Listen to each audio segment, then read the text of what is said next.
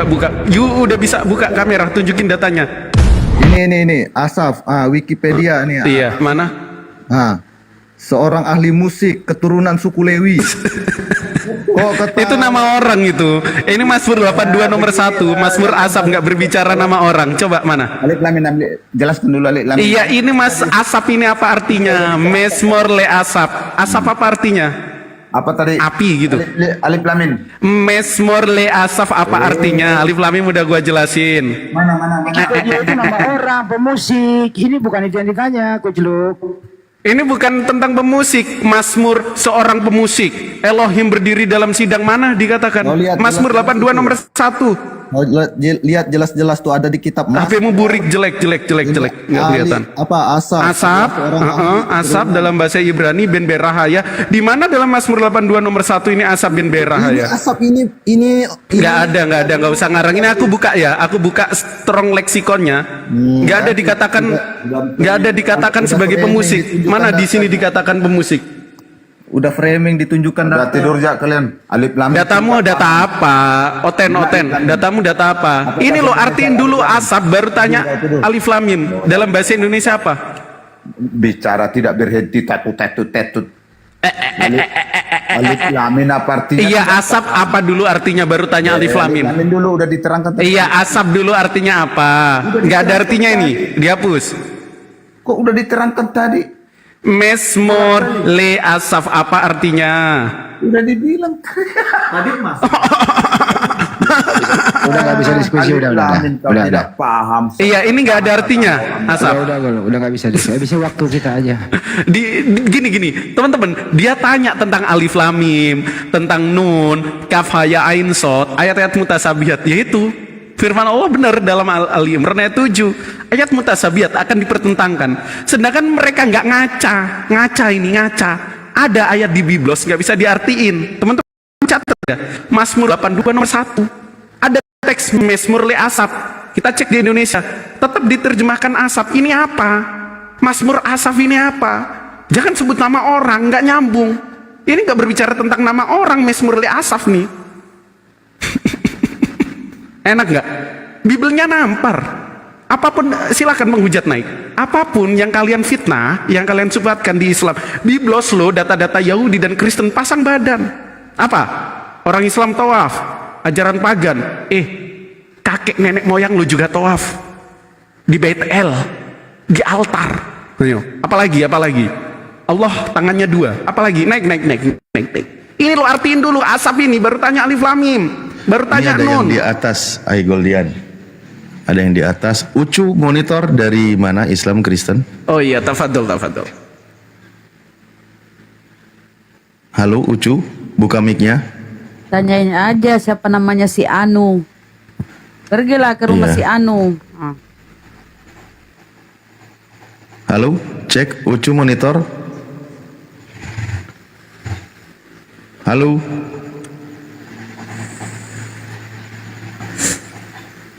Oh, kalau gitu mungkin kepencet biar dibawa dulu, nanti kalau mau diskusi request ya.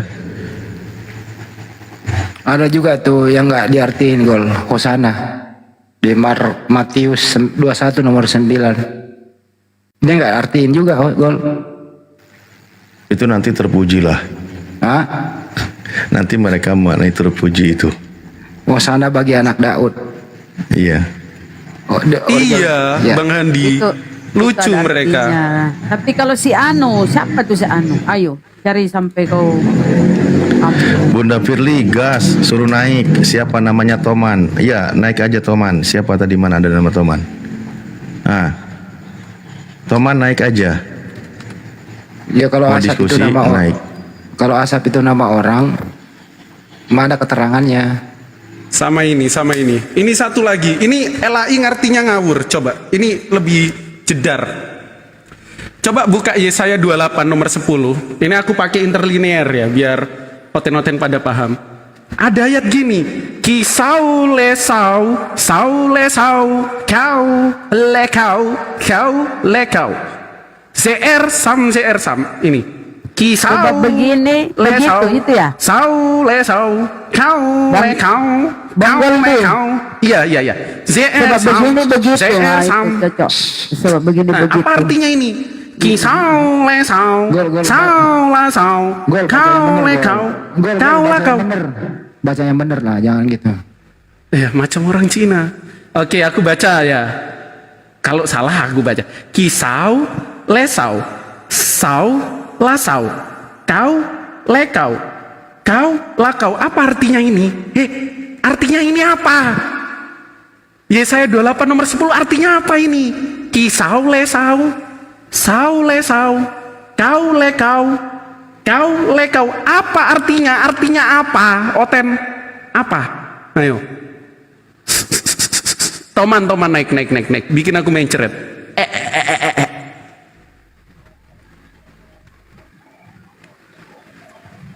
Anda bertanya tadi, ya Muslim menjawab, jawaban kami seperti itu gitu loh. Udah dijawab, kamu nggak mau dengerin.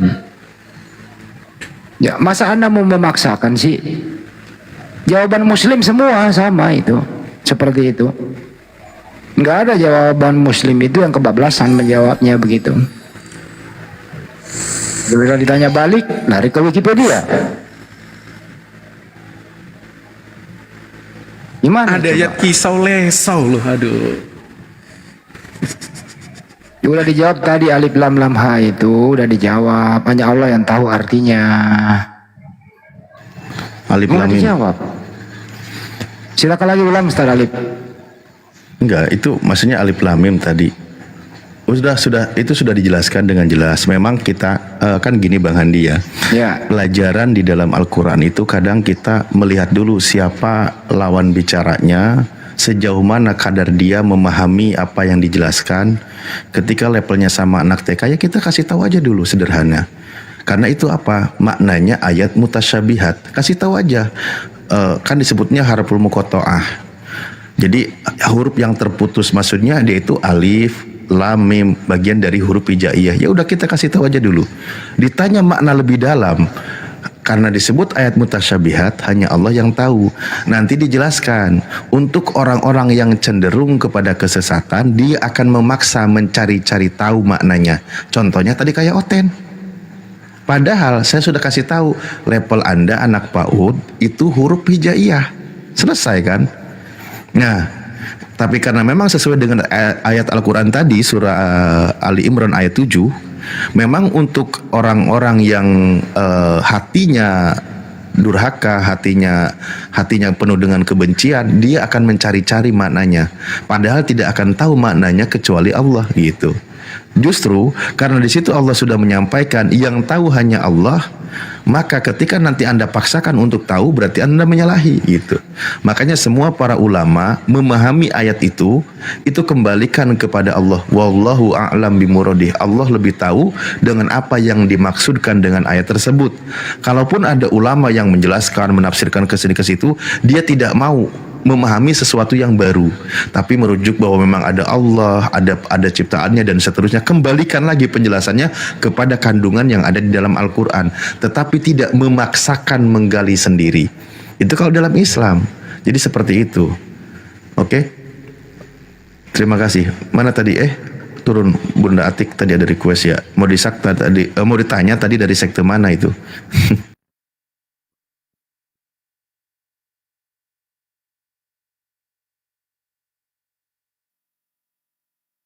Begini loh. Kristen bertanya, Muslim menjawab.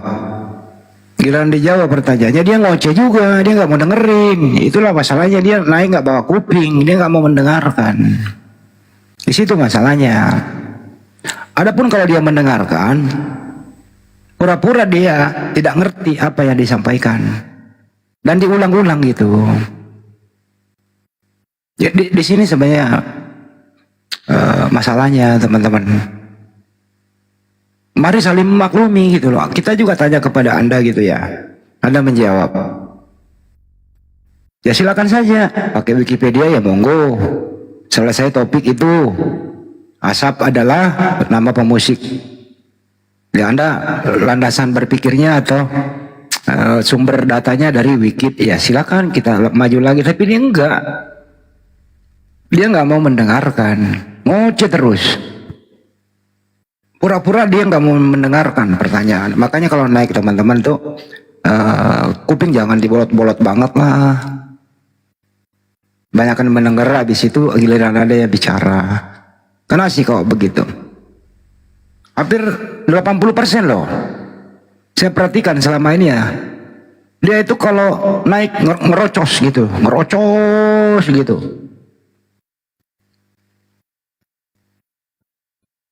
Menghindari mendengarkan jawaban dan pertanyaan.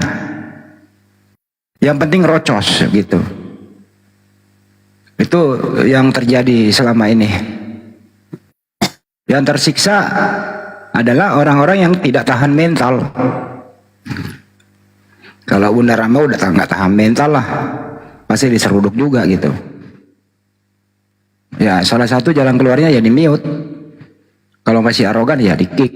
Buat apa coba?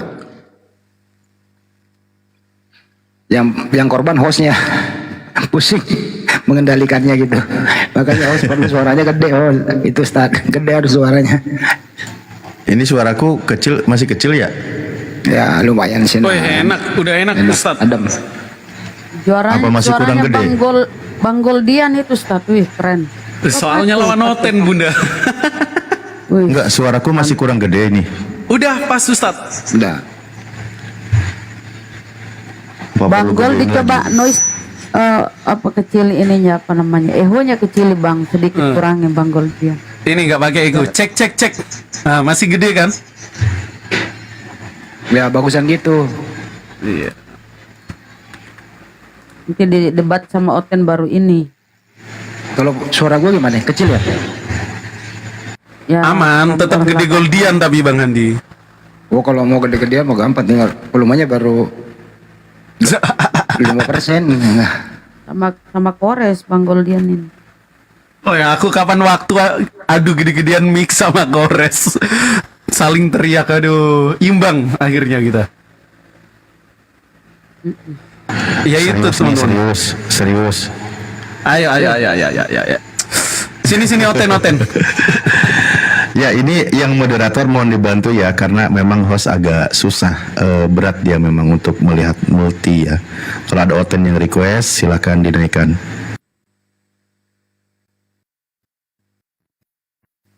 Ini semua gara-gara host Gurunda sampai ngilang. Ada Bang Zuma tadi. Masa sih? Nggak ada. Ada Gurunda katanya. Belum ada. Ya. Problem saya nih internet kalau udah akhir bulan begini ya jam 7 sampai jam 10 itu aduh down banget, aduh. Gol, rate di OBS kamu berapa? Rate-nya itu Gol? Aku nggak punya YouTube Bang Andi, nggak pernah live YouTube. Oh, Tapi internetku nggak terlalu cepat lah, cuma 80 Mbps. ya udah teman-teman, kalau dia nggak naik live YouTube kasih kopi ke dia tuh. Nah itu aku Kasih nunggu. koin dia buat beli apa kayak di situ bayar internet. Kasih teman-teman apa kayak di situ. Kalau gua mah nggak usah, adik-adik aja tuh. Ayo kasih cepetan. Jazakallah khairan, nggak apa-apa teman-teman. Yang penting disupport aja, di follow, ramein komal-komal muslim. Kagak apa-apa Gol, muslim, kita kan muslim nggak apa-apa. Berarti aku sama Bang Gol, dia nggak punya YouTube ya. Habis gak ada komputer, gak ada laptop. Nantilah buat. Kalau Ada Bunda YouTube Rahma, tapi nggak Bunda Rahma live. itu tukang bagi-baginya kan. Itu mulianya Bunda Rahma. Ustadz terlalu gede Ustadz, kurangi. Oke, apa ya? Oke, Bang Nuralim. Cek. Ya, ada yang mau ditanyakan? Wow. Halo. Yesus vs Paulus. Yesus versus Paulus. Kenapa? Gimana? Suaranya Gol. Gimana itu? Iya, Yesus musuhnya Paulus. Ajaran Yesus itu serba ditentang oleh ajaran Paulus dalam surat-suratnya. Bilang gitu. Paulus? Siapa yang bilang Paulus? Iya. Bang Denny, thank you. Iya Paulus yang bilang. Apa tadi kata Bunda Rama? Itu kok sama Guldian, Bang? Sama aku. Kenapa ke Bunda Rahma? Tadi Bunda Rama udah ngomong. Sama aku, Bang. Itu halusinasimu, Bang. Gimana tadi? Siapa yang bilang Paulus? Iya, ajaran Paulus bertentangan sama ajaran Yesus. Kok bisa? Oke, contoh ya. Roma bab 3 nomor 31, Paulus membatalkan hukum Taurat, betul? Siapa yang bilang batalkan? Oke. Aduh. Ini. Lihat. Coba buka Roma bab 3 nomor 31, apa kata Pak Paulus? Jika demikian, adakah kami salah ayat. Ini. Efesus bab 2 nomor 15. Yang mana betulnya itu? Efesus bab 2 nomor 15. Aku manusia macam Paulus, jadi pernah salah. Oh gitu. Iya. Coba, sebab dengan matinya sebagai manusia telah apa, Bang? Baca aja membatalkan. Enggak, telah apa? Membatalkan apa? Iya, baca aja. Sebab dengan matinya sebagai manusia ia telah membatalkan apa? Hukum Taurat. Oke, jadi menurut Paulus hukum Taurat batal atau tidak? Di dalam teks itu ya. Iya. Menurut Yesus hukum Taurat batal tidak? Tidak. Tidak. Jadi Yesus versus Paulus tentang ajaran hukum Taurat menang mana? Oh jadi karena itu, karena hukum Taurat. Oh banyak. Lagi salah satunya. Oh ini dulu, berarti diaminkan ya? Yesus bertentangan sama Paulus, betul? Bukan, itu salah pengertian kamu. Oke, menurut Paulus dalam Efesus bab 2 nomor 15, hukum Taurat batal, betul? Menurut pemahamanmu ya. Menurut Paulus, enggak, aku enggak lagi memahamkan ayat ini, lagi membaca teks. Sebab dengan matinya sebagai manusia, ia telah membatalkan hukum Taurat, betul? Menurut Paulus, Taurat batal, betul?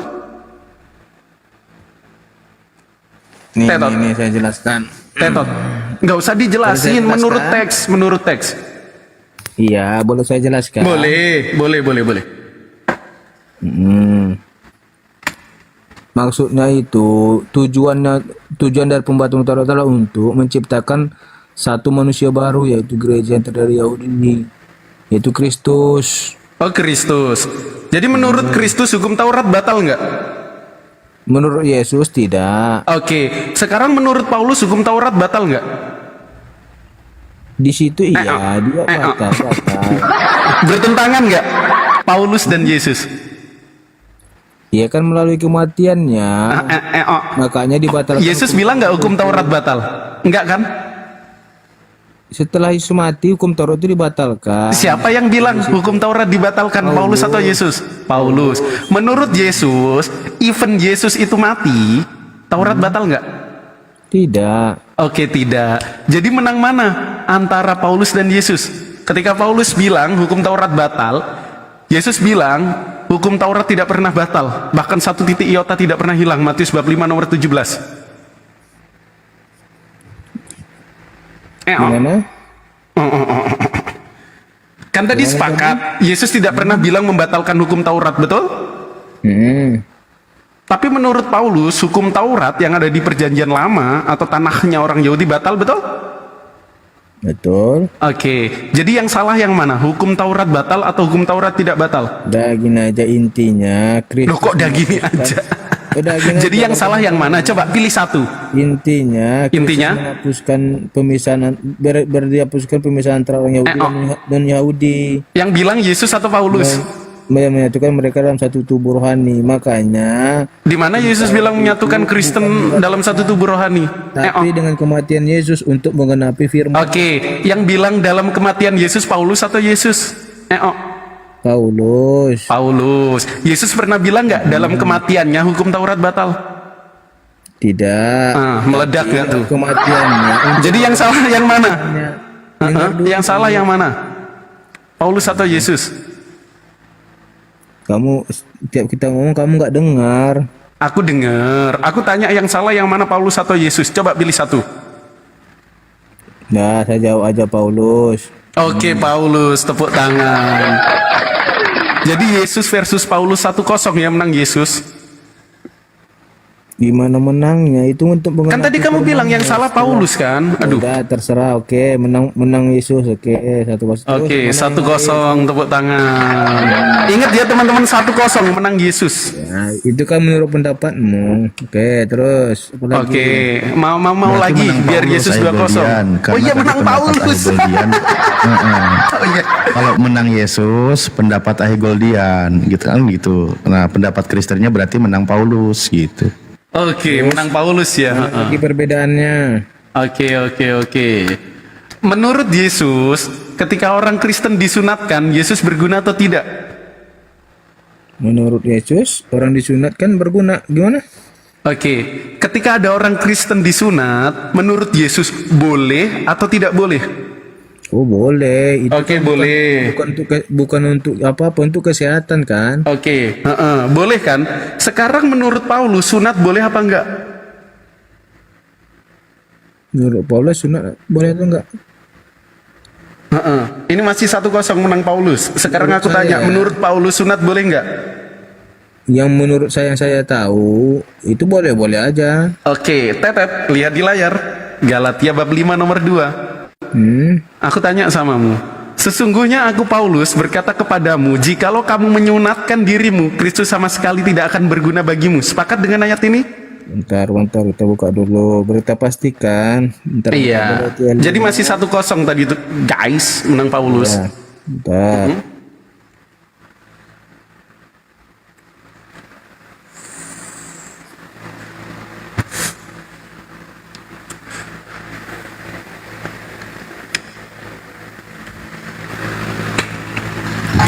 Halo, kok sepi? Masih buka ayat beliau, Ustaz. Oh, siap, Dikiranya ayat dari Goldian palsu takutnya. Iya, takutnya palsu. Ini. Sesungguhnya aku Paulus berkata kepada jikalau kamu akan dirimu Kristus sama sekali tidak akan berguna bagi. Maksudnya itu, kalau mereka menolak kasih karunia dan karya Yesus Kristus salibkan, maka mereka tidak diselamatkan. Di mana di ayat itu dikatakan jikalau dia menolak kasih karunia? Iya, itu artinya penjelasannya. Contoh. Aku nerima kasih karunia nih, tapi aku Kristen. Naudzubillah min dalik. Ini contoh ya. Dan aku menyunatkan diriku. Kristus berguna nggak menurut Paulus? Iya, itu atau gini. Bentar, sesungguhnya aku Paulus berkata kepada jikalau kamu Kristus. Ini artinya itu artinya keselamatan melalui iman kita kepada Kristus. Jadi kalau aku sunat, Kristus nggak berguna gitu? Bukan melalui ketaatan pada hukum Taurat. Enggak, aku tanya samamu. Kalau aku Kristen, nggak usah kemana-mana. Kita bicara teks 1 Korintus 4 nomor 6, jangan sampai ada yang tertulis. Semisal aku Ahi jadi Goldian. Kristen, Fadl Ustaz. Ahi Goldian, izin ya, bukan maksud motong gini. Fadl. Jangan kasih contoh Ahi Goldian kalau Kristen. Kita Oh iya, langsung kasih contoh sumbernya. Oke. Yesus itu disunat. Yesus disunat. Nah, berdasarkan dalil ini, apakah Kristus itu berguna untuk Yesus? Nah, gitu. Masalahnya Yesus bersunat. Terus Berdasarkan tadi dalil Ustaz Paulus Alif tanya. Galatia 5 nomor 2, bahwa jikalau engkau menyunatkan dirimu, Kristus tidak berguna. Nah, sekarang Yesus itu disunat. Berdasarkan dalil ini, apakah Kristus itu berguna untuk Yesus? Nah, itu pertanyaannya. jadi anggapanmu yang dikatakan menyunatkan dirimu itu menyunatkan itunya gitu. Duh, iya. Anggapanmu. Ya udah salah, dari situ aja kamu salah. Di mana dikatakan salah? Emang yang disunat apanya? Itu artinya jikalau kamu menyunatkan dirimu itu jikalau kamu menyelamatkan dirimu tentang Kristus ini, imanmu percaya kepada Kristus, kamu akan Menyelamatkan? selamat. Itu artinya. Ini loh, sesungguhnya aku Paulus berkata kepadamu, jikalau kamu menyunatkan dirimu, Kristus sama sekali tidak akan berguna bagimu. Menyunatkan atau menyelamatkan? menyelamatkan, artinya itu disunatkan itu menyelamatkan. Di mana di situ dikatakan menyelamatkan? Disunat itu menyelamatkan diri gitu. Ya makin parah kalau gitu. Kalau orang diselamatkan, Yesus tidak berguna. Yuk, makin parah Makanya maknanya. dengar saya bilang, itu artinya pentingnya keselamatan melalui iman kita kepada Kristus, bukan melalui ketaatan hukum Taurat. Paham? Ini loh, nggak berbicara keselamatan, ini loh bahasa aslinya. Waduh. Aku tunjukin Iya. supaya pinter. Galatia bab 5 nomor 2 di sini itu dikatakan sesunat secara ide, lahiriah. bentar dulu. Ide ego Paulos, lego, himin hoti, ean, ini peritemeneste, artinya apa? Circumcised. Ini kulit katan itu dikerat. Coba kita buka ya, Strong leksikonnya. Ini loh, disunat, bukan diselamatkan. Selamatkan itu apa ya? Savior ya. Arti sunat di situ perbuatan baiknya untuk menyelamatkan. Nggak ada di sini dikatakan perbuatan baik. Ini nih, ini tukat, dipotong ini, ron sekitaran titik, sorry. To circumcise, disunat. Apa yang disunat? Ya Kejadian 17 kalau nggak salah ya, itu perjanjian kekal. Makanya kalau kalau Yesus menyunatkan dirinya, Kristus berguna atau tidak? Gimana? Kalau Yesus kan disunat, betul?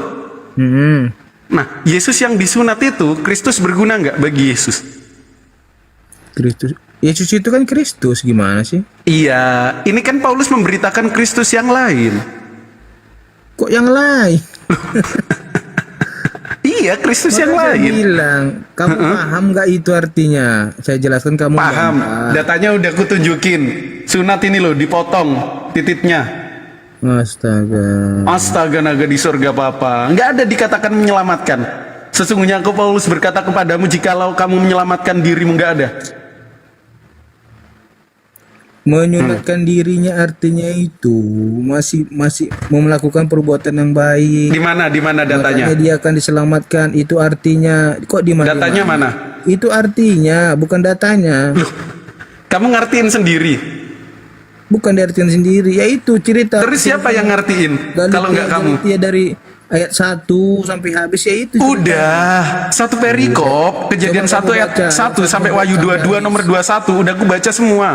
Coba buka Galatia 5 ayat 1 sampai. Iya, Galatia 5 nomor 1. Oke, kita lari Baca. dulu ke Galatia, udah. Ya, baca dari 1 sampai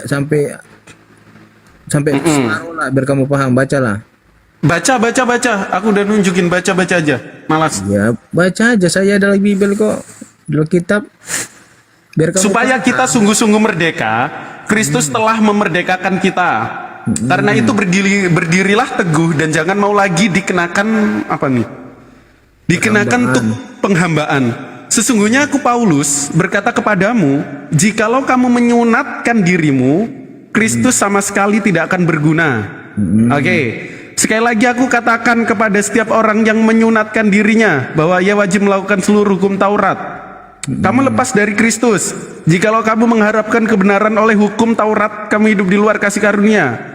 Sebab oleh roh dan karena iman kita menantikan kebenaran yang kita harapkan. Sebab bagai orang yang ada di dalam Kristus, hal bersunat atau tidak bersunat tidak mempunyai sesuatu arti, hanya iman yang bekerja oleh kasih. Itu Hah? Mana di situ dikatakan sunat itu keselamatan? tidak ada artinya, sunat setelah lahirnya tidak ada gunanya. Mau Ya berarti kalau Yesus menyunatkan dirinya, Kristus berguna nggak? Makanya tadi dikatakan menyunatkan dirinya itu untuk keselamatan dan perbuatan baiknya disunat.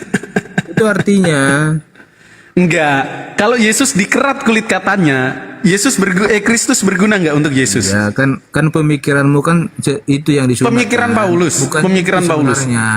Loh, pemikiran Paulus ini datanya.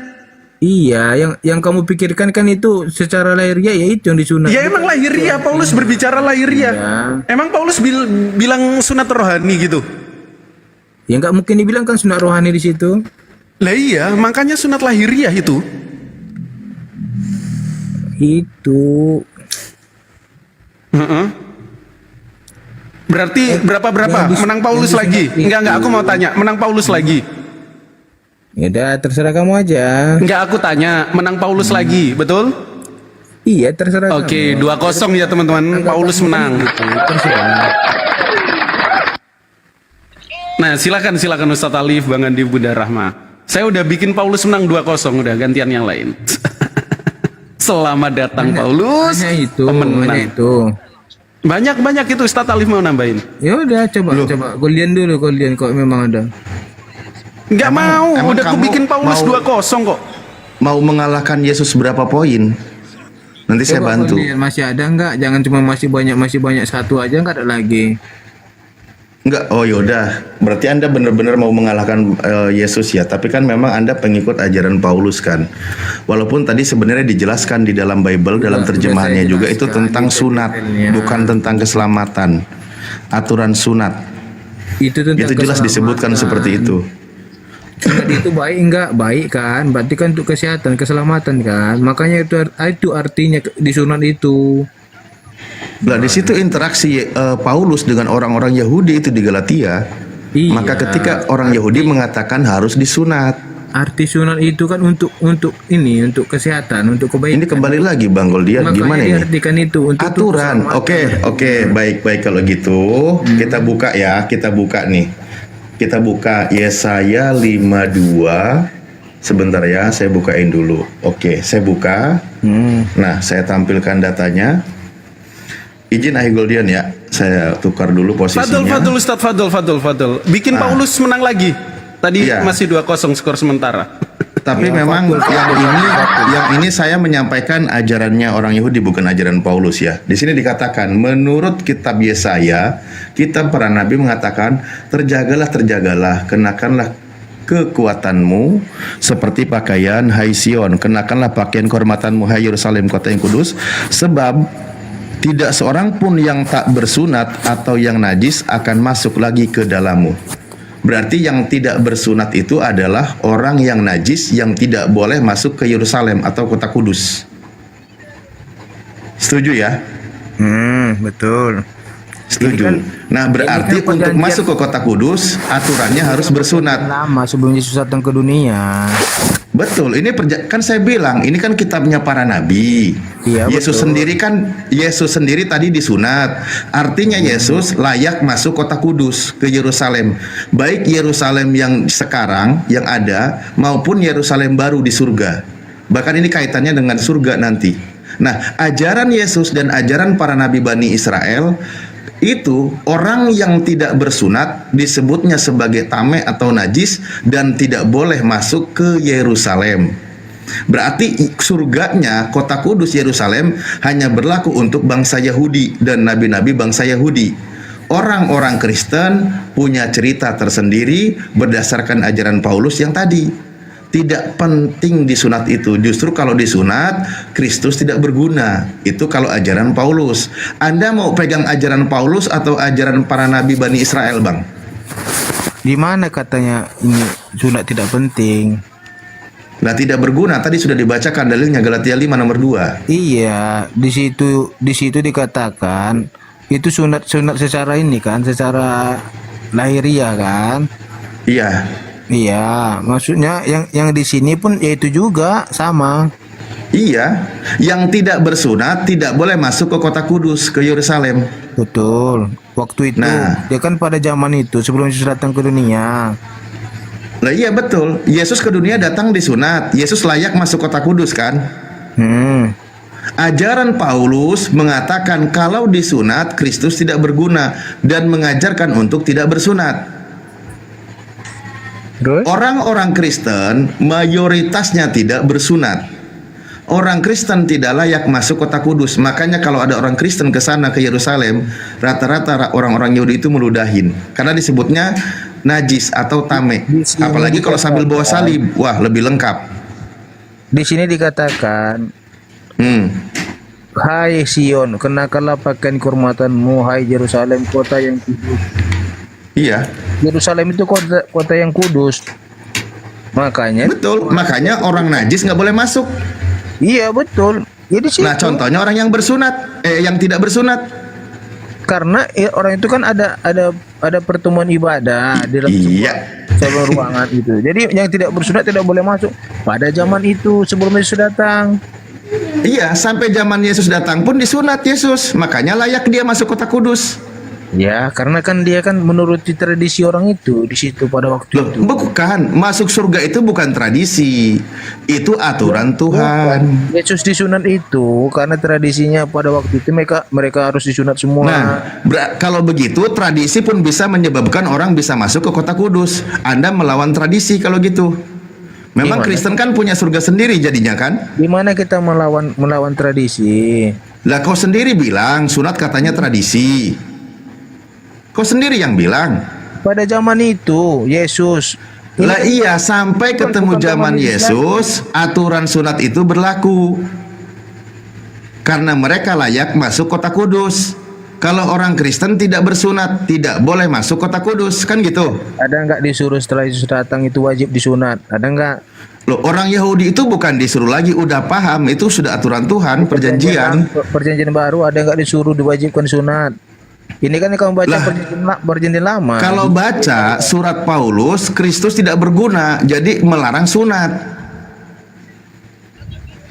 Gimana sih? Anda disunat nggak, Bang?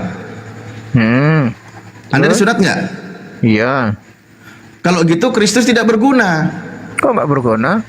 Lah tadi ayatnya Galatia 5 nomor 2. Kasih. Segala yang untuk kesehatan itu kita lakukan. Loh, Galatia nomor 2, jika engkau menyunatkan dirimu, Kristus tidak berguna, kata Paulus. Mana? Bentar. Galatia berapa? Lah tadi sudah dibahas Galatia 3 nomor 2. Nomor 2, Bang. 5 nomor 2. Galatia 5. Ini udah saya tampilkan nih. Nih. Sesungguhnya dia bilang, aku Paulus berkata kepadamu, Kan udah saya jikalau bilang. kamu menyunatkan dirimu, Kristus sama sekali tidak akan berguna bagimu. Itu kan saya bilang, bukan artinya menyunatkan lahiriah yang di situ, Dinda. Lahiriah, Bang, lahiriah. Itu kata Galatia, menyunatkan diri itu artinya Iya, ini surat Paulus ke Galatia, di mana di Galatia itu banyak orang Yahudi yang mengajarkan tentang sunat. Tapi Paulus berkata, jika engkau menyunatkan dirimu, Kristus tidak berguna, gitu loh. Itu ajaran ajaran Paulus. Kamu pegang ajaran Paulus ini kan? kok Paulus? Lah ini dia bilang aku Paulus. Artinya itu kan sudah saya jelaskan tadi, Dinda. Oh, berarti penjelasan pribadi ya, bukan kitab ya. Bukan, ini artinya ini bukan menyunatkan diri secara lahir. Oke, berarti asumsi pribadi yang dipakai. Ya, terserah. Terus Lah, iya, Anda yang bilang. Nah, sekarang berikutnya, ini tentang sunat. Berikutnya saya tanya, apakah diajarkan oleh Yesus? Siapa yang membolehkan makan babi? tidak ada. Tidak ada. Kristen pada makan babi enggak? Itu di perjanjian lama kan, imamat kan? Ya saya tanya, orang Kristen pada makan babi enggak? Itu di imamat sebelum Yesus datang kan? Betul, betul. Di Imamat 11 nomor 7. Setelah Yesus datang kan gimana? Itu kan diperbolehkan semua kan? Nggak ada Tidak. larangan lagi yang dipilih Tidak. Tuhan hanya boleh kamu Memang makan. Yesus pernah makan babi? Bentar. Boleh kamu makan semuanya, tapi yang tidak boleh kamu makan itu darahnya. Itu yang Nah, diharamkan. emang Yesus pernah makan babi? Yesus pernah makan babi? Tidak pernah ditulis di situ. Ya tidak pernah, karena tahu hukumnya bangsa Yahudi. Yesus orang Yahudi, babi itu haram. Nah, mari kita sekarang lihat. Kalau Kristen kan boleh makan babi, benar nggak? Setelah Yesus datang itu tidak ada pernah dikatakan babi itu haram. Ya nggak perlu ngomong lagi karena sudah tahu babinya haram. Gimana sih? Katakan Yesus yang haram itu darahnya, darah binatang yang kamu sembelih tidak boleh. Nah, sekarang kita buka. Nih contoh ya. Tadi tidak bersunat, tidak boleh masuk ke kota kudus, berarti tidak boleh masuk surga ataupun ke Yerusalem sekarang. Ya, sekarang kita bagaimana para pemakan babi kan gitu. Kita buka dalilnya ya. Yesaya Perjanjian 66. baru lah. Itu kan dia saya sebelum Yesus datang. Perjanjian baru itu kan nanti dalilnya untuk Kristen. Saya membaca dalilnya bangsa nabi-nabi bangsa Yahudi. Bilang, Tenang setelah aja. Yesus datang tidak ada diharamkan lagi babi. Yang diharamkan itu darahnya, saya bilang. Nih, saya sampaikan dulu ya. Saya menyampaikan dalil para nabi bangsa Yahudi. Nanti Anda punya dalil versi Kristen kan gitu. Nah, saya sampaikan dulu nih. Mereka yang menguduskan dan mentahirkan dirinya untuk taman-taman dewa dengan mengikuti seseorang yang ada di tengah-tengahnya yang memakan daging babi dan binatang-binatang jijik serta tikus, mereka semuanya akan lenyap sekaligus. Demikianlah firman Tuhan. Menurut kitabnya para nabi Bani Israel, yang Yesus sendiri tidak menghilangkan kitabnya para nabi, para pemakan babi akan dilenyapkan oleh Tuhan. Kan gitu. Berarti tidak boleh lagi pada masuk surga. Nah, kalau untuk Kristen tadi kan bebas. Sudah tidak diharamkan lagi katanya kan. Itu ajarannya Kristen, ajarannya Paulus. Kalau ajaran Yesus yang dia Bani Israel, dia takut dilenyapkan, makanya dia mengikuti aturan hukum bahwa babi itu haram.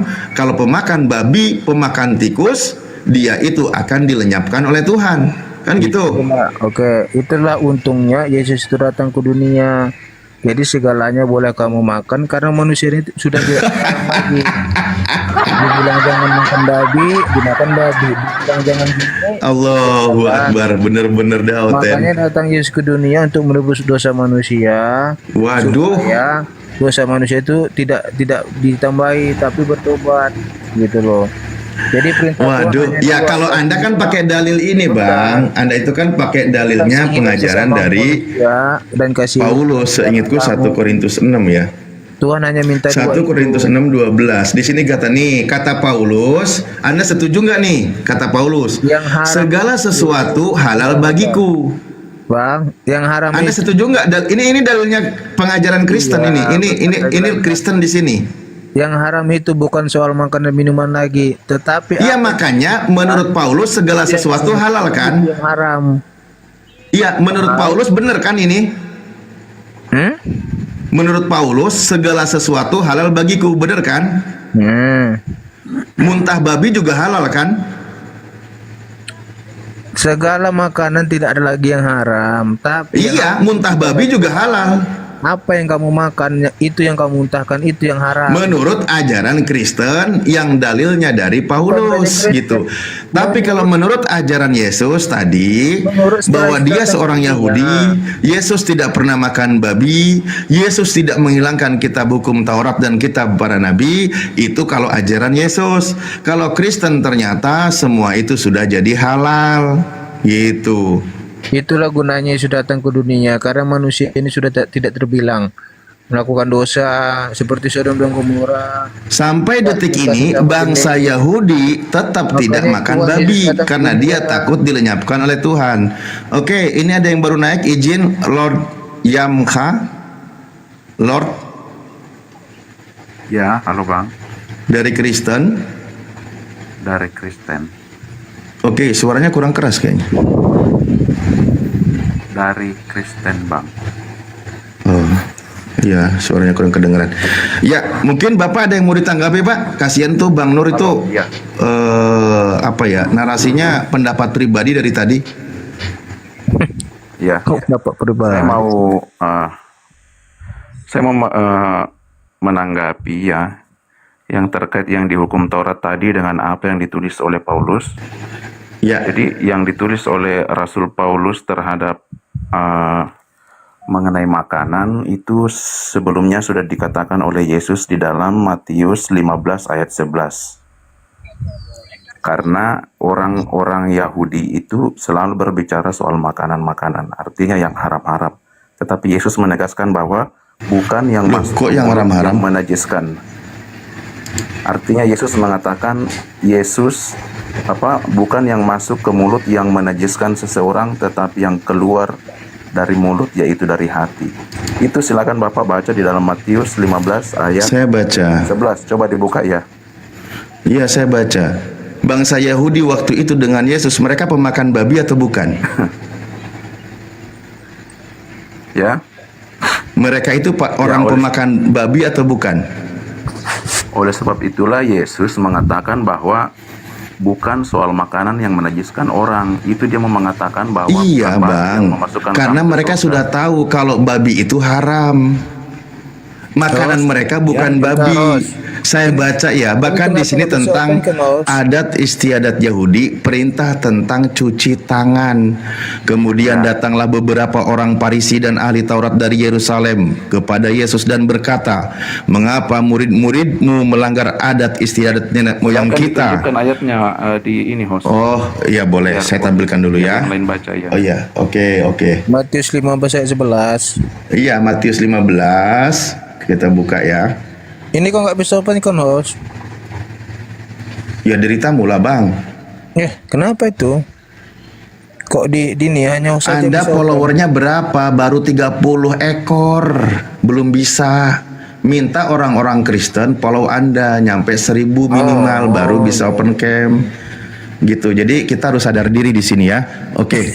Di sini dijelaskan ya Matius 15 ya.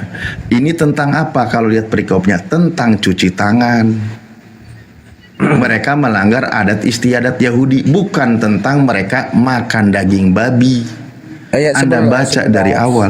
Iya, ini lihat kronologisnya, percakapannya itu seperti apa nih? Ini tentang cuci tangan. Silakan baca. Iya tentang cuci tangan. Lah iya, Tetapi bukan tentang membolehkan makan babi.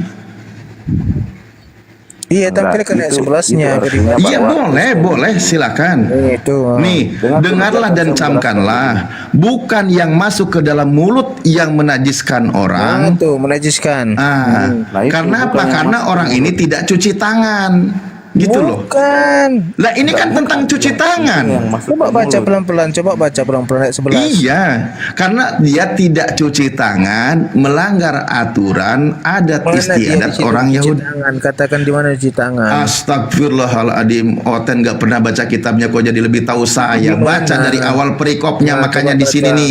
nih perintah Tuhan dan adat istiadat Yahudi. Tadi saya baca, kemudian datanglah silakan beberapa aja orang dibaca, Farisi dan ya. ahli Taurat dari Yerusalem kepada Yesus dan berkata, "Mengapa murid-muridmu melanggar adat istiadat nenek moyang kita? Mereka tidak membasuh tangan sebelum makan."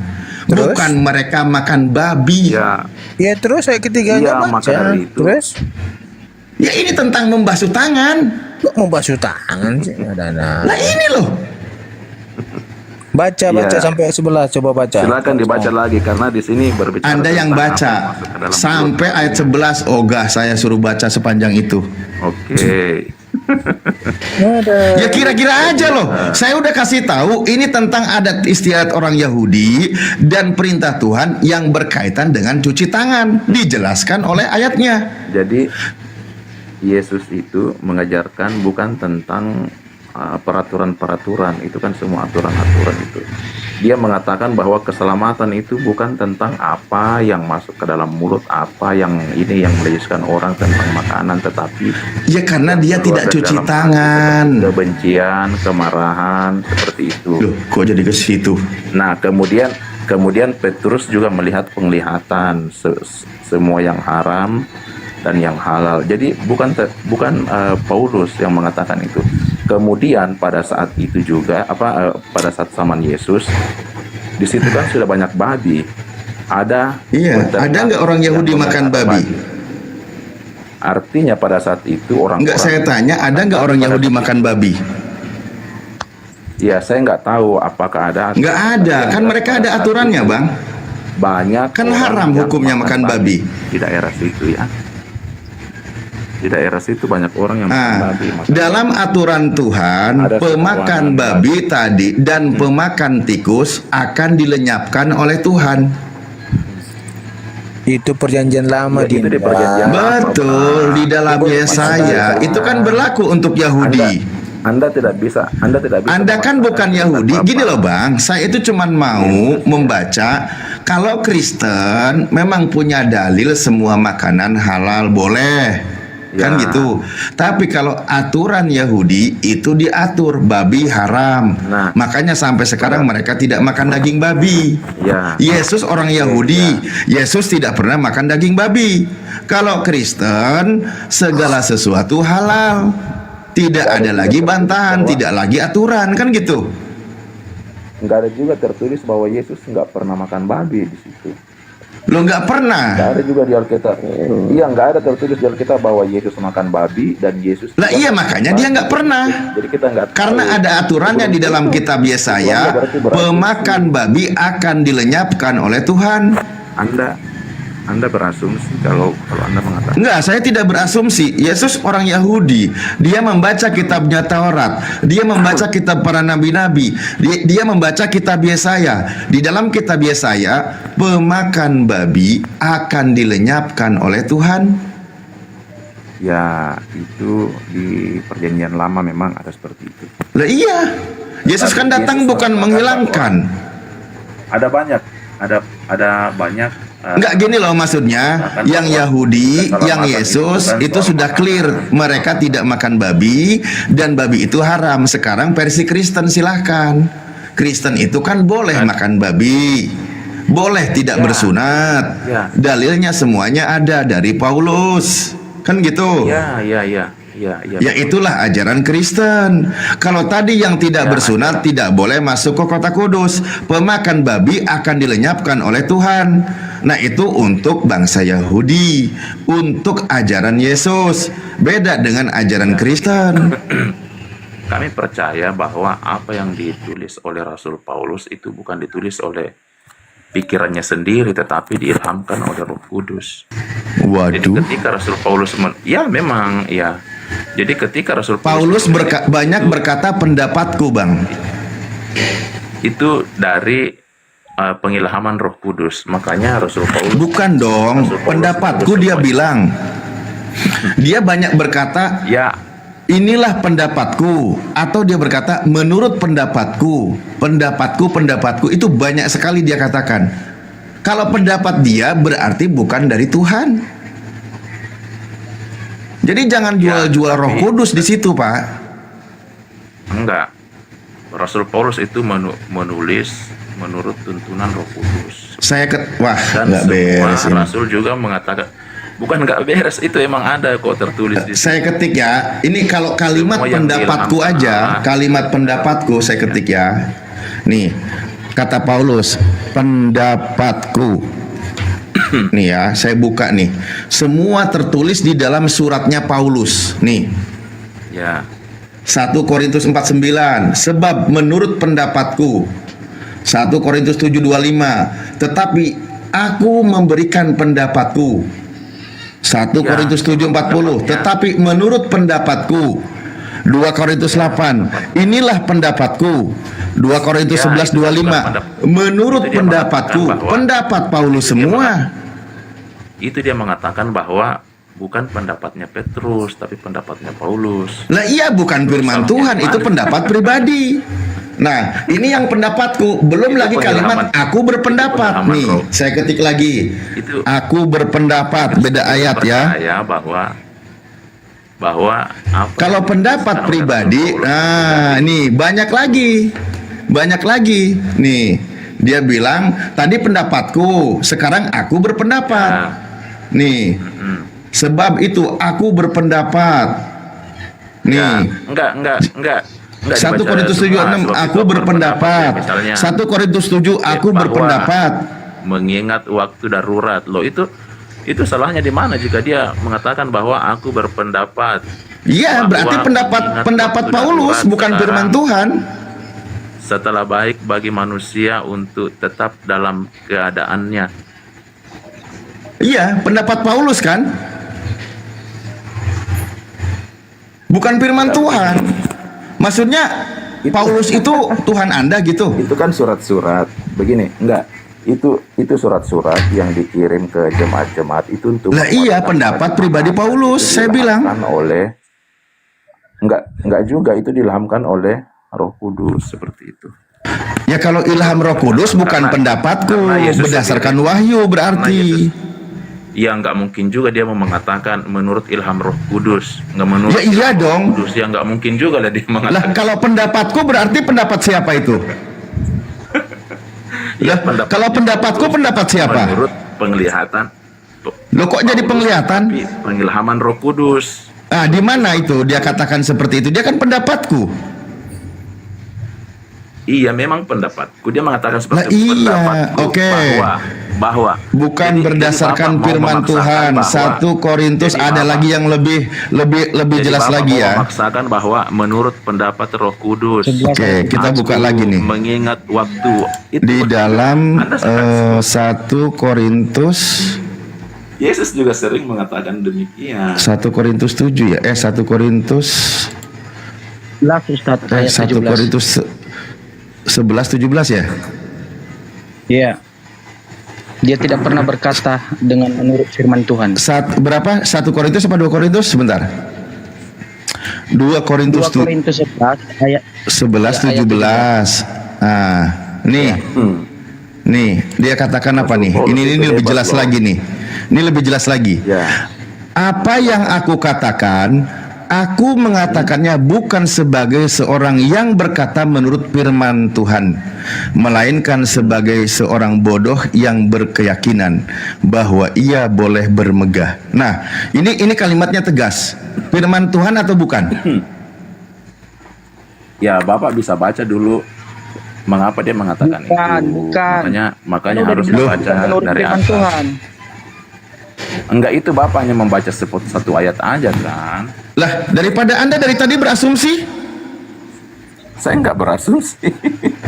Saya enggak berasumsi. Tadi pendapat Paulus dibilang itu ilham Roh Kudus, padahal pendapat pribadi dia. Nah, sekarang dia dengan kalimat seperti ini, apakah ini firman Tuhan atau bukan? Enggak, coba baca perikopnya di atas, Bang. Apa? Perikop Aduh, di atas. pasti ke perikop lagi. Iya. Kejar dulu, Ustaz. Jawab Biar dulu kita itu, bisa tahu Lord. judulnya. Jawab dulu itu firman Tuhan Sama atau dengan bukan? Bapak. Ya. Oi, Bukan Jawab loh. dulu, Baca itu aja. firman Dia Tuhan. sudah statementnya sudah sangat jelas. Enggak, kita harus baca dulu mengapa dia mengatakan itu, karena Rasul Paulus tidak. Ya karena dia berbicara bukan berdasarkan firman Tuhan. Baca dulu dari atas, siapa tahu ada yang Emang kalimat ini akan merubah ayat dari atas? Iya, bisa saja merubah, bisa saja Loh, dia mengatakan. Berarti dia perkataannya Iya, itu baik. jadi firman Tuhan. Enggak, begini, kan kadang ada ayat itu tanya jawab, misalnya seseorang dituduhkan, misalnya Aduh. kamu Wah, makanya ini harus parah bang. membaca Ini nggak ada nama seluruhnya. perikopnya bang. Nggak ada perikopnya ini. Iya, Gimana dong? Enggak, itu apa? Ini nggak ada judul perikopnya ini. nggak ada Tuh. perikop itu. Nggak ada perikop. Biar aku cari ayatnya, biar enggak. Ya udah Anda cari ayatnya gitu. Ya, sebut aja, Jangan ya. nyuruh saya Sebut baca aja, dari sebut aja. ayat 1. Aduh mak, capek kali aku disuruh baca Ya sebanyak udah, itu. sebut aja itu. 2 Korintus 11:17. 2 Korintus, biar saya jelaskan 11. maknanya ya. Hmm. 2 Korintus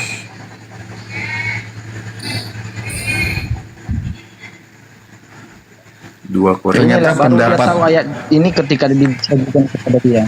Ulangi, 2 Korintus 11 ayat 11 ya. 17. Ternyata pendapat Korintus pendapatku 11 menurut Paulus ayat itu ilham Roh 11. Kudus, guys. Wah. Ngeri euy. Lo ada ini. Ini perikopnya Paulus tidak mementingkan diri. Nah, ini dia Nggak ada di menulis. sini. Di sini Paulus tidak mementingkan diri perikopnya ya. Oh, di 7 ya. Ya. Oke. Iya. Ah, di 7 ada. Aku baca ya. Ya, silakan. Maka aku berbuat salah jika aku Oh, lagi merendahkan curhat diri dia. untuk ya udah kalau gitu kita membacakan, kamu bilang curhat. Ini bukan Lah iya kan dia bilang Ini gitu. Rasul Paulus. Gimana sih? Lah iya kan? Lah terus apa dong? enggak begini. Rasul Paulus itu Ya, jangan silakan iri dengan dilanjut Rasul kalau mau Paulus. lanjut baca silakan. Anda jangan iri dengan Rasul Paulus, karena Rasul Paulus itu lebih hebat dari Nabi Adam. Saya tidak iri, saya mengajak teman Kristen bangga dengan rasulnya yang bernama Paulus. Iya.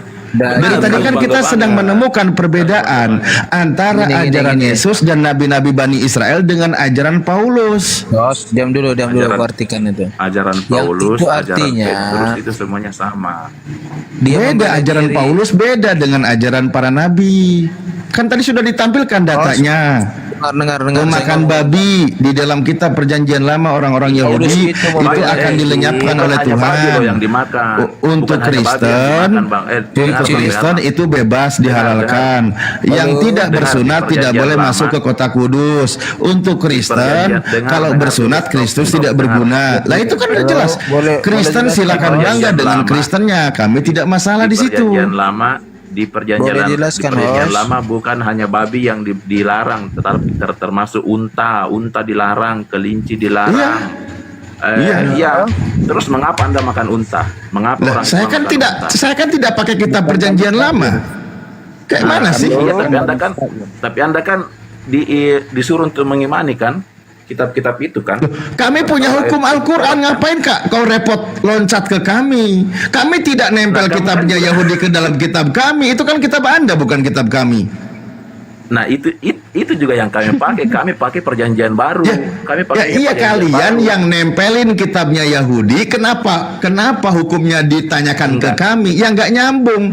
Kami punya hukum Al-Quran. Maka dari itu saya juga mengatakan, mengapa Anda tempelkan hukumnya Yahudi kepada kami Kristen? Lah kan kitabnya dipakai oleh kalian. Gimana sih? Kok jadi lucu? Iya, kami menyatukan kitabnya, maka dari itu aturannya tidak diberlakukan. Anda juga aturannya tidak diberlakukan ya. Seperti itu. Iya, aturannya tidak diberlakukan, cuman buat pajangan aja gitu maksudnya. Enggak, Taurat itu kitab sejarah, tetap harus ditulis. Iya, isi aturannya tidak berlaku. Aturannya tidak berlaku lagi. Ada yang berlaku, ada yang tidak. Ada yang berlaku, ada yang tidak. Siapa yang menentukan memilah-milahnya siapa? Ya ada aturannya toh, makanya. Ya siapa yang berhak menentukan ini berlaku, ini tidak? Itu siapa? Contohnya ya, saya katakan dulu begini, di perjanjian lama orang yang saya tanya yang menentukan ini berlaku, ini tidaknya itu siapa? Yesus yang menentukan. Begini, di mana Yesus menentukan mana saja yang dipilih oleh Yesus yang ini berlaku dan ini tidak? Saya berikan contohnya. Oke, contohnya dulu diperintahkan mengorbankan apa? Ketika orang bersalah, mengorbankan domba, mengorbankan ini ketika orang bersalah, itu namanya korban penebus salah.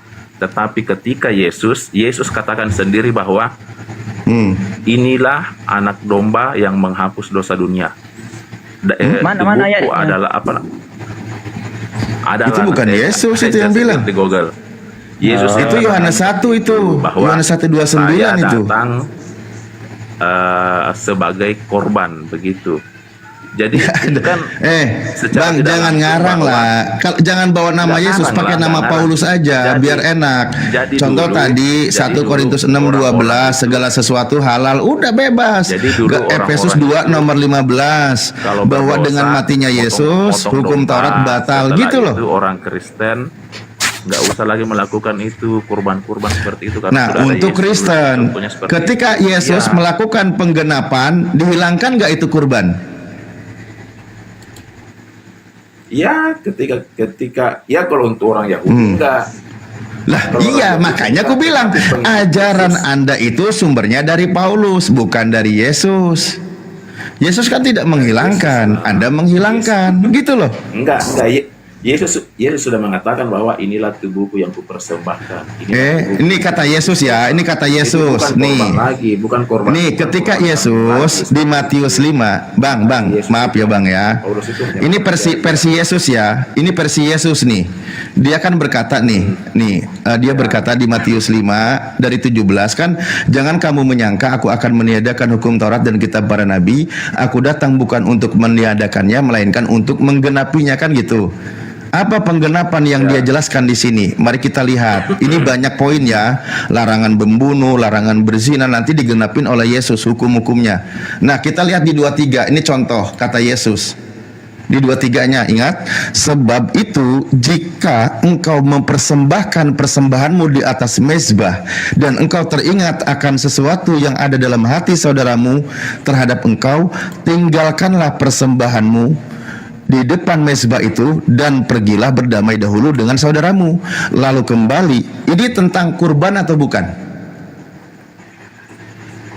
Penggenapan Yesus ini, tolong dijawab. Kalau Anda katakan ini bukan kurban, saya cuma bisa geleng-geleng kepala. Anda pelintir ajaran Yesus. Nggak dipelintir. Ya, makanya saya tanya, ini tentang kurban atau bukan? Ya, tentang kurban. Tentang kurban, berarti tidak dihilangkan kan oleh Yesus? Ya, Ini penggenapan loh, bukan menghilangkan. iya. Lah iya, berarti Yesus memberikan aturan lebih ketat. Kebiasaan ketika kurban bangsa di Yahudi pertemuan sebelumnya tidak diperintahkan, tidak diajarkan ketika ada masalah berkaitan dengan tetangga atau saudara. Jadi Ya, kalau kita memang mau pada saat itu kurban, terus Kalau kita orang ada berdosa, masalah ya, dengan boleh. tetangga, aturan Yesus disuruh Ya. berdamai dulu. Kurban itu tetap berdamai berlaku. Betul Iya. sekali, tetap berlaku. Nah, berarti ajaran Tetapi Yesus tidak ketika- menghilangkan kan? Iya, pada saat itu dia masih oke, boleh silakan. Jika Anda berdosa, potong lembu. Jika Anda boleh. Tetapi Iya. ketika perjamuan terakhir, Yesus mengatakan bahwa inilah tubuhku yang dibagi-bagikan untuk pengampunan dosa. Artinya Anda tidak perlu potong lembu lagi. Anda memang seperti itu. Makanya murid-muridnya menangkap seperti itu. Anda jangan tertawa. Anda itu asumsi, Pak. Itu namanya Tidak asumsi. berasumsi. Dalilnya Makanya bukan silakan pakai baca Yesus. di Saya bantu perjamuan dalilnya. Saya terakhir. bantu dalilnya ya. Silakan Saya bantu baca. dalilnya. Silakan baca Saya bantu di dalilnya. 17. Nih, dalil yang tepat untuk Kristen itu berdasarkan pengajaran dari Paulus di Efesus 2 nomor 15. Ini benar. Bukan di Nih dikatakan di sini Efesus 2 nomor 15. Nih kita baca ya. Ini baru benar untuk Kristen nih. Nih ya, saya baca dulu ya. Iya, surat Paulus. Anda setuju nggak nih dikatakan? Bukan, di Injil. Sebab dengan matinya Yesus sebagai manusia, dengan matinya Yesus sebagai manusia, ia telah membatalkan hukum Taurat dengan segala perintah dan ketentuannya. Anda setuju nggak ini? Bang Lord, Anda setuju nggak? Pura-pura ngopi. Jangan asumsikan pengajaran Yesus. Yesus itu tadi penggenapannya ketika berkurban itu dia perbaiki. Yang dikatakan ini apa namanya? Iya, makanya saya bilang untuk Kristen, yang di Injil saya cari yang untuk Kristen ngambil dalilnya dari surat-surat Paulus, pasti akan cocok dengan imannya. bukan dari Injil. Sabar, Tadi aturan Yesus untuk bangsa Yahudi tidak dihilangkan, Anda setuju kan? Saya akan carikan ayatnya dulu, sabar ya. Saya Ayat apaan? Ayat apa? Saya bantu, Pak. Ayat apa? Loh, kayak mana? Saya dari tadi bantuin loh. Untuk teman-teman Kristen, kalau mau cari dalil sesuai dengan doktrin imannya, buka aja surat Paulus. Jangan buka Perjanjian Lama, jangan buka pengajaran Yesus. Nanti akan bertabrakan. Kontradiksi gitu. Ya, saya bantu. Makanya tadi mengasumsikan perkataan Yesus nggak ada seperti itu. Tapi yang cocoknya untuk Kristen tuh kayak gini gitu loh. Gitu teman-teman Kristen. Itulah Kristen itu memang kan pertama kali juga sebutan kepada Paulus ketika dia di Antioquia. Kristianos awalnya sebuah ejekan untuk pengikut Yesus katanya. Di situ diejek Paulus sebagai Kristianos atau Kristen gitu. Nah, sekarang ada orang Kristen yang mengikuti ajaran Paulus. Ketika Anda bernarasi, dalilnya ditemukan di dalam pengajaran Paulus. Jangan dicari di dalil Yesus, apalagi kitab para nabi atau bangsa Yahudi, nggak akan nyambung. Memang menurut Paulus juga mengaku Paulus itu sebagai bapaknya orang-orang Kristen. Bahkan dia mengaku di 1 Korintus 11 ayat 1 dia itu adalah Kristus. Menurut original teksnya. Iya, Tapi aku anak- juga Kristus gitu ya dia. Iya, Ustadz, betul itu. Jadi sebenarnya bukan 2 Kristus di dalam Bible. 1 Kristus anak Maria, izin ya Ustadz ya. 1 Kristus anak Maria seorang manusia. Lalu Kristus yang datang kepada Paulus di Galatia 1 ayat 1 sampai dan ayat 11 yang bukan anak manusia dan bukan manusia, yang dia menerima firman-Nya, dan 1 Paulus yang mengaku Kristus. Jadi Kristus itu ada 3 di dalam Bible dia. Jadi bukan Oke. hanya 2, 3. Sebentar, aku izin dulu. Ai Goldian masih monitor, Bunda Rahma monitor Bang Andi ya. Halo Pak Ustadz. Aku tuan rumah mau mute. Saya kasih kesempatan untuk tamu saudara muslim dulu nih. Saya sudah temukan. Ya siap. Sebentar Bang Lord, saya sapa dulu yang baru naik. Rolex monitor. Monitor Dari Muslim, dari Kristen? Muslim. Muslim. Baik, ada yang mau disampaikan Abang? Atau kepencet nih? Udah, aku mau dengar dulu perdebatannya sebelum aku menyampaikan. Oke, siap. Kita lagi nyari teman Kristen yang menguasai dalil-dalil Paulusnya, karena yang ada di atas ini kami capek bantu terus dalilnya dari tadi. Jadi biar nggak terlalu kecapean. Boleh izin kasih kesempatan dulu ya. Ini yang ngantri narasumber belum ada kesempatan bicara. Nanti abang malah nggak enak ya. Mohon maaf ya bang ya. Sebelum ini sampaikan dulu barangkali ada yang mau disampaikan gitu. Soalnya narasumber Oten saya bantu dalil terus saya dari tadi. Halo, Oke. apa saya sudah boleh menunjukkan? Bang Rolek izin ya, abang tidak menanggapi, saya turunin aja. Silakan, ini Ahijimen, Bang Andi, Bang Goldian sama Bunda Rama. Kalau monitor nanti bergantian ya, biar. Monitor, Oke, Ustaz. siap. Ya, saya parkun aja ya. Oke. Ya, siap Ustaz. Izin Ustaz, saya menanggapi tentang pelarangan makan babi tadi. Itu kita lihat saudara Kulot ya. Izin moderator bisa dibesarkan. Inilah gagalnya berpikirnya para jemaat-jemaat yang dipilih dan dipilih oleh Tuhan dengan darahnya. Perikopnya itu perintah Allah dan adat istiadat. Ini adalah perbandingan. Konteksnya seperti yang disampaikan Ustadz Alif. Kemudian datanglah beberapa orang Farisi dan ahli Taurat di Yerusalem. Kepada Yesus berkata, mengapa murid-muridmu melanggar adat istiadat? Ingat ya, adat istiadat nenek moyang kita. Diam dulu loh. Diam dulu loh. Ya, mereka tidak membasuh tangan sebelum makan. Jadi kebiasaan orang Yahudi itu sebelum makan membasuh tangan. Tetapi jawab Yesus, mengapa kamu pun melanggar perintah Theos demi adat istiadat nenek moyangmu? Berarti Yesus menekankan bahwa adat istiadat juga ya melanggar apa perintah Tuhan. Ya, itu konsepnya. Ya, itu konteks substansinya. Di sini saudaraku, ya, tentang najis itu adalah tentang basuh tangan, kebersihan najis. Najis dengan haram beda. Haram itu soal makanan, najis itu adalah kebersihan. Harus kau paham.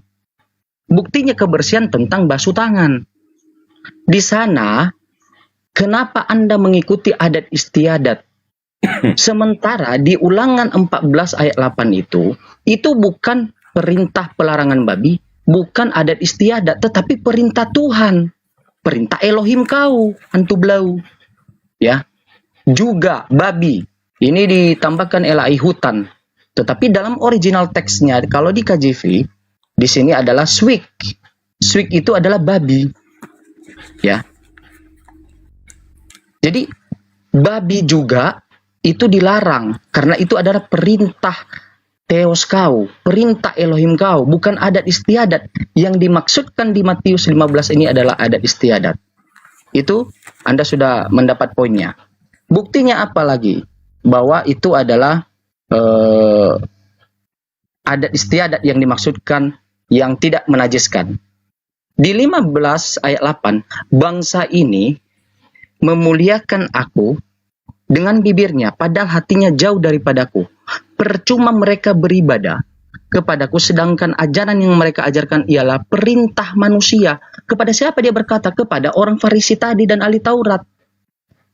Perintah untuk membasuh tangan itu adalah perintah manusia karena adat istiadat. Sementara yang dimaksudkan Ustadz Alif itu adalah perintah Allah atau perintah Theos, yaitu apa? Pelarangan makan babi. Jadi kau harus tahu di Ulangan 14 ini bukan adat istiadat, tetapi pelarangan makan babi. Ya. Jadi itu sebenarnya sudah terjawab dengan benar, saudaraku. Lalu Anda mengatakan, kenapa juga di sini kalian umat Islam atau umat yang tidak berkeyakinan di luar Bani Israel memakan unta? Mohon maaf saudaraku, yang dimaksudkan di sini adalah karena memang berkuku belah. Elohim melarang hewan yang berkuku belah. Unta itu tidak berkuku belah. Itu gabrulnya. Unta tidak berkuku belah. Babi berkuku belah, makanya dilarang. Babi hutan, babi peliharaan kau di rumah, babi yang kau peliharaan dekat rumah kau, itu berkuku belah. Bukan berkuku satu. Biar paham kau. Ya saudaraku. Kedua, hukum yang dimaksudkan Ulangan 14:8 itu atau pengajaran Yesus itu hanya tunduk pada Bani Israel, bukan kepada bangsa lain, bukan kepada Kristen, bukan kepada Islam. Lalu Anda berkata tadi kepada Ustadz Alif, ya, tetapi kau mengimani itu percaya pernah datang hukum itu dibawakan oleh Yesus kepada Bani Israel, tetapi bukan perintah pengajaran itu untuk kami, bukan. Itu maksudnya percaya, terkecuali kalau diperintahkan kami untuk mengamalkannya, saudaraku. Ya, biar paham Anda, bedakan percaya dengan mengamalkan. Kalau kalian hanya mengatakan percaya, tetapi tidak mengamalkan, apa buktinya kalian mengatakan kami percaya kepada Yesus? Sementara Yesus memerintahkan Anda di Yohanes 4 untuk menyembah siapa? Menyembah roh. Kau tidak menyembah roh. Yang kau sembah itu adalah orang yang berdaging. Roh itu tidak berdaging, saudara. Tidak dipotong nonotnya, tidak disunat dia, tidak berdarah dia, bahkan tidak berwujud. Jadi itu udah gabrul, ya saudaraku, itu sudah gabrul. Oke, tadi dibawakan data, ya, dibawakan data salah satu yang kau bawakan tadi bahwa bentar ya,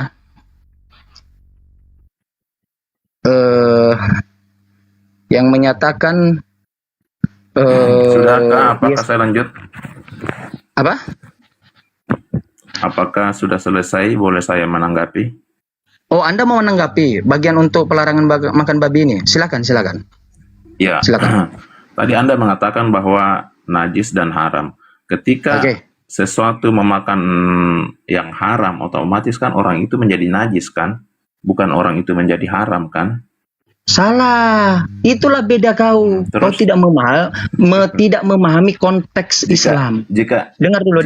Orang memakan sesuatu yang tadi Anda bicara, saya nggak memotong. Dengar dulu. Anda memotong. Saya mau jelaskan dulu karena jangan Anda framing. Jangan Anda framing. Tetapi kalau saya tanya dasar Anda mengomong itu apa dasarnya, saudara? Di mana dalilnya? Di sini makanya saya mau lanjutkan kan. Yang membuat najis itu karena memakan sesuatu yang haram. Nah, di sini saya lanjutkan baca ke ayat 15. Lalu Petrus berkata kepadanya, jelaskanlah perumpamaan itu kepada kami. Kau bilang di dalam Islam kami. Di mana dalilnya bahwa najis itu haram? Apa itu?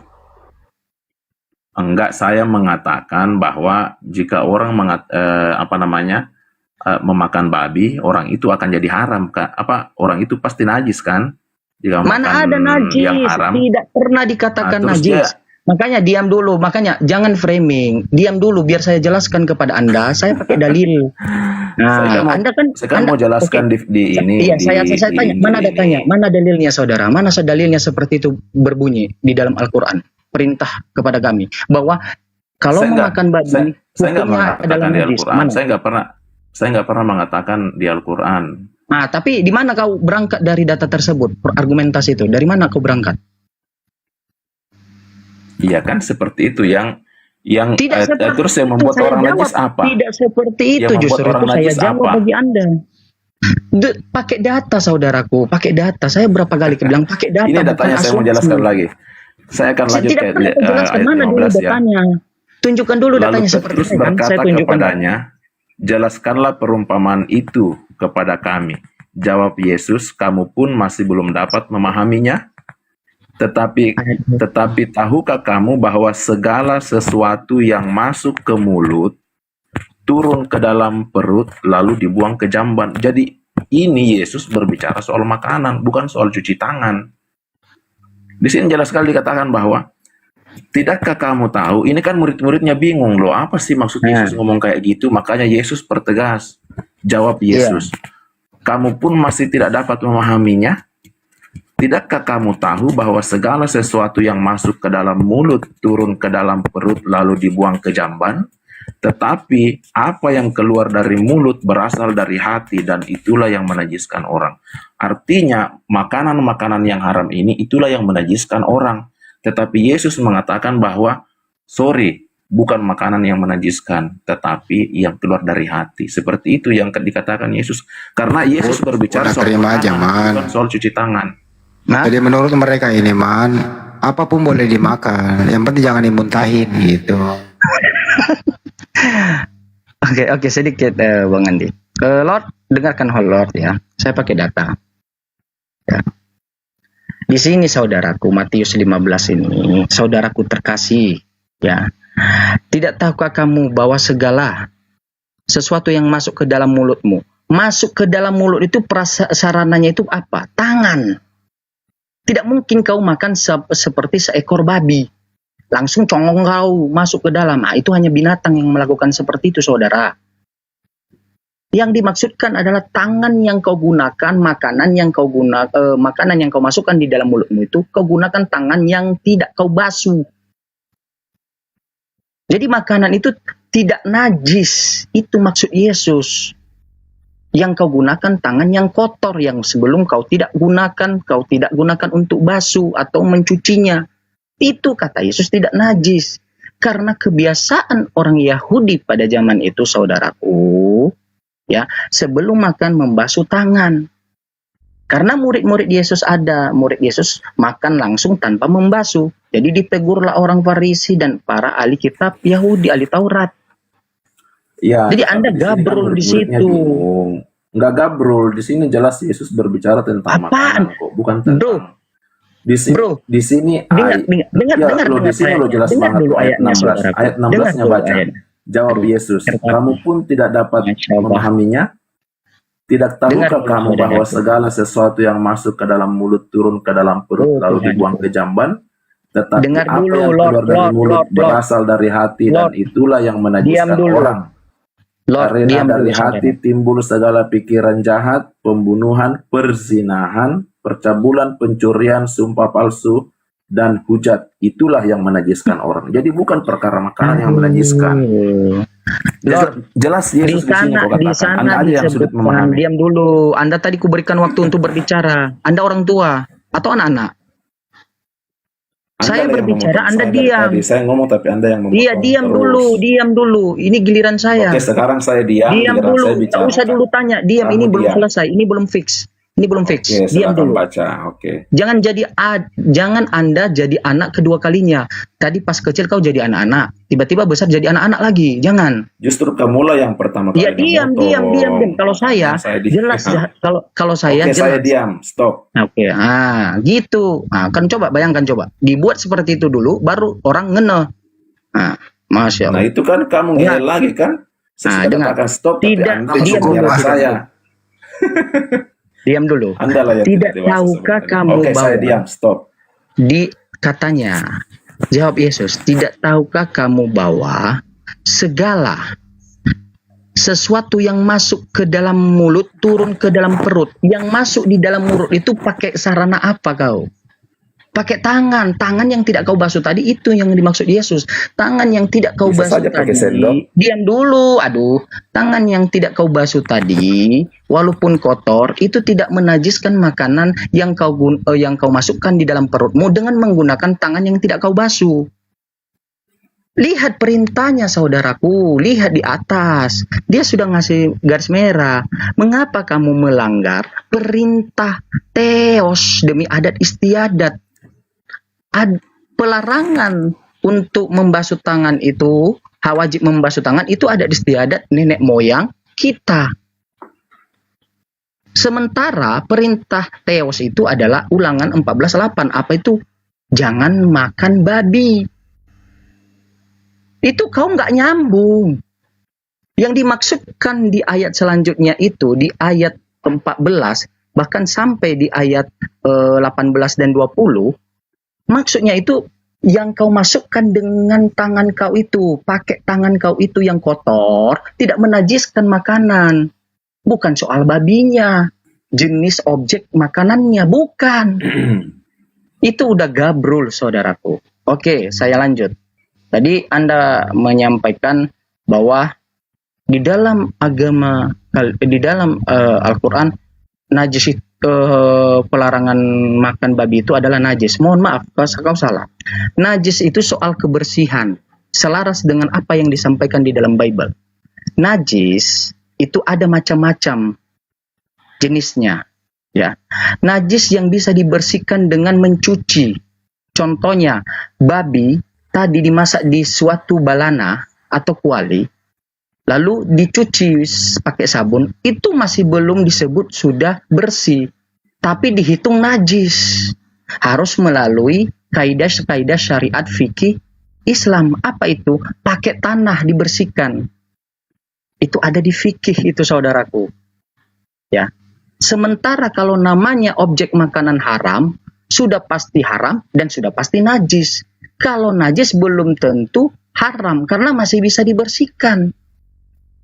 Contoh, saya bisa menghidupi anjing. Anjing itu haram nggak? Haram kalau dimakan. Tetapi kalau dipelihara, sifatnya apa? Kalau kena air liurnya, najis. Karena soal kebersihan. Anda tidak paham itu, maka jangan kau simpulkan ajaran orang lain. Toh ajaran kau ini aja pun gabrul kau untuk mau jawab. Begitu saudara-saudara. Sekarang saya minta samamu, di mana Yesus makan babi? Di mana Yesus memerintahkan bahwa babi itu tidak haram? Kalau Yesus menyampaikan bahwa babi itu halal, berarti pelarangan yang disampaikan oleh Bapaknya di Ulangan 14 ayat 8 tidak sejalan dalam pengajarannya. Sementara dia datang mengatakan, lebih mudah langit dan bumi ini hancur ketimbang satu terkecil dalam hukum Taurat atau perjanjian lama itu kau tiadakan. Berikan dulu data kepada saya di mana Yesus berkata bahwa babi itu bisa dihalal. Babi objek makanannya. Kalau di Ulangan 14:8 itu ada objeknya. Objeknya apa ini? Ini objeknya. Babi. Silakan pakai data saudara. Oke. Babi. Ini yang diomongkan terus babi. Padahal kelinci juga diharamkan. Kenapa kelinci nggak dipermasalahkan? Padahal Kristen juga makan kelinci. Oke. Jadi di sini sudah jelas ya. Di sini sudah jelas. Itu tafsir Anda, tetapi tafsir kami di sini mengatakan bahwa apa yang masuk ke mulut turun ke perut, dibuang ke jamban. Jadi ini berbicara tentang makanan. Karena makanan masuk ke dalam perut. Itu yang menajiskan orang. Dan di ayat berikutnya pun Yesus mempertegas bahwa segala sesuatu yang najis itu berasal dari hati, seperti persinahan, percabulan, hawa nafsu, sumpah serapah, itulah yang menajiskan orang. Kemudian tadi Anda mengatakan bahwa yang najis itu belum tentu haram, tetapi yang haram sudah pasti najis. Berarti ketika orang memakan babi, berarti kan dia juga pasti najis. Karena Anda mengatakan seperti itu, najis itu, haram itu sudah pasti najis. Kemudian yang saya tanggapi tadi soal yang dibatalkan hukum Taurat tentang pengampunan dosa ya, yang waktu perjamuan terakhir saya akan bacakan. Perjamuan terakhir, maaf saya catat dulu. Aduh, begini kelasnya lawan ustadz saya. begini kelas lawan ustadz saya. Baru cari-cari, duluan ngobrol, duluan ngerocos, duluan menyampaikan, baru cocok logi cari ayatnya. Dosen masuk di dalam kelas, itu tunjukkan dulu ngasih teori, dalilnya, baru menjelaskan. Ini kebalik. Nggak nyambung.